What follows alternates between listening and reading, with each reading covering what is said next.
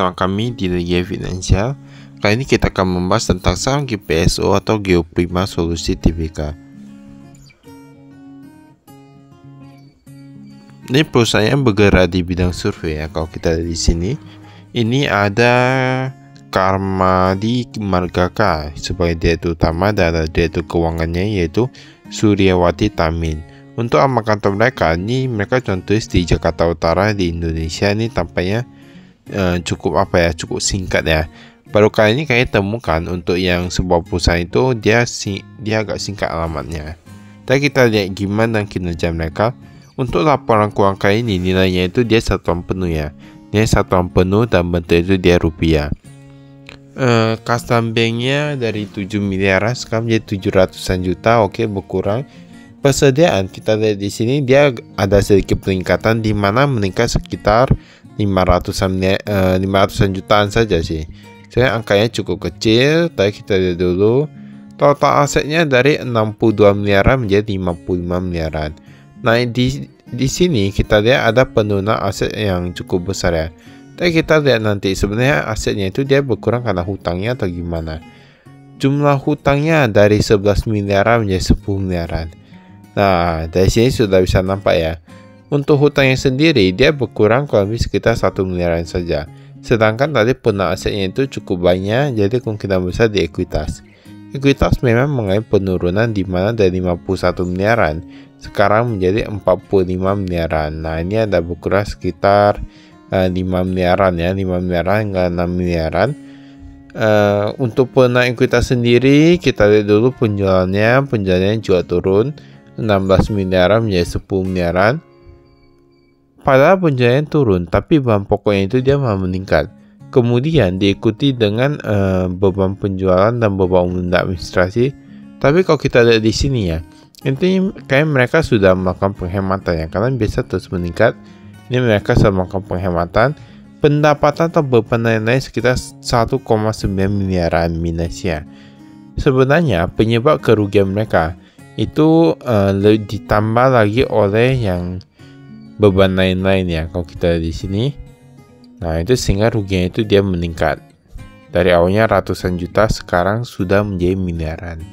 Jadi kita gak bisa bilang kalau harga saham itu yang dia tiba-tiba melonjak naik berarti itu ada perusahaan yang bagus, karena harga saham itu ya terkadang itu tidak mencerminkan dari kinerja perusahaan. Dewan komisaris kita lihat ada Axel Tobias Joel, kemudian direktur utama ada Karmadi Margaka. Saya agak cukup sulit ya dilihatnya ini Karmadi atau Kamadi. Tapi kalau kita di sini lebih jelas seharusnya Karmadi ya. Mata uang asing ada US dollar.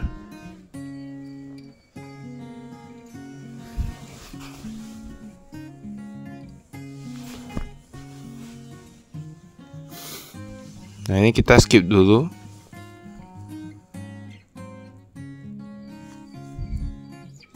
Yang ini ada piutang usaha. Kita lihat yang piutang usaha ya. Ini Kasambing dulu. Kasambing di mana kemarin ada sekitar 7 miliaran, sekarang hanya tersisa 700-an juta saja. Nah ini agak cukup kecil dan nilainya sekarang. Piutang usaha, nah pihak berelasi 1,78 menjadi 1,74 miliaran. Kemudian yang pihak ketiga dari 7 miliaran menjadi 10 miliaran. Mengapa peningkatannya cukup banyak? Ini bahkan ada Adinda Bagus Prasetyo, ada nama orang juga. Siapa itu ya? Ada Khairu Karim gitu-gitu ya. Nah ini perlu diselidiki nih. Kalau misalnya ada yang mau berinvestasi di perusahaan ini, jadi semuanya perlu dilihat dulu. Ini ada Uchi Sanusi, ini semua rata-rata baru ya ini piutangnya. Tapi di sini kalau kita lihat ada cadangan penurunan nilai piutang sebesar 5 miliaran. Mengapa bisa sampai minimal miliaran? Kemarin 3 miliaran. Kita lihat piutangnya yang lebih dari 120 hari sekitar 7 miliaran. Nah kalau dari sini sudah tahu ya, berarti cadangan kerugian penurunan nilai piutang usaha itu kemungkinan karena macet atau gak bisa dibayar. Jadi kita lihat ini ada lagi pihak berelasi. Piutang lain-lain pihak berelasi sekitar 7 miliaran, banyak sekali. Lebih banyak daripada piutang karyawannya. kemarin 8 miliaran, sekarang menjadi 7 miliaran oleh karena dimargakan. Ibaratnya direktur utamanya sendiri itu ada pinjam uang dari perusahaannya 6,9 miliaran. Nah, kalau sudah begini, sudah tahu sendiri ya. Ini aset tetapnya. Jadi kalau kita lihat itu dia cash flow-nya itu dia agak cukup macet ya, tapi lebih kepada macet karena dipinjam oleh orang-orang sendiri.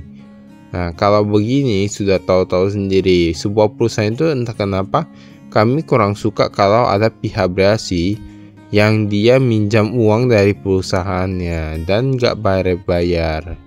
Nah, itu agak susah ya menurut kami. Makanya kami selalu kalau sebuah perusahaan itu kami lihat piutang usahanya itu kalau bisa jangan ada pihak berelasi. Nah, ya udah tahu sendiri. Makanya kalau kita investasi di perusahaan IPO itu harus berhati-hati ya. Menurut kami tetap harus 2 hingga 3 tahun baru berani invest karena sudah keluar laporan keuangannya, seharusnya sudah nampak tuh.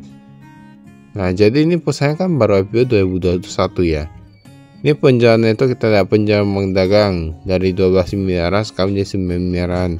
Penjualan jasa 3 miliaran menjadi 800 juta. Jadi dia udah cukup menurun drastis ya. Ini sebenarnya perusahaan ini kan dia bergerak di bidang penjualan alat survei gitu-gitu. Nah, ini jadi mereka ada jasanya, ada barangnya. Penjualannya tuh beban pokok penjualan. Jadi bahan pokok penjualan ini dia meningkat lebih dikarenakan yang pembelian barang ya. Ini ada beban penjualan. Semua rata-rata berkurang. Ini sebenarnya mereka sedang melakukan penghematan nih kalau kita di sini. Ini dia laba rugi. Ini pendapatan dan beban lain-lain. Oh, mereka ternyata paling banyak itu karena pensiun penurunan nilai piutang. Berarti karena piutang juga. Tahu sendiri ya. Berarti kemungkinan besar piutang nggak dibayar kemudian taruh di bebannya. Saya nggak tahu juga, semoga nanti bisa dibayar. Nah, semoga perusahaannya makin bagus saja lah. Baik, itu saja dari kami. Sekian dan terima kasih. Salam investasi.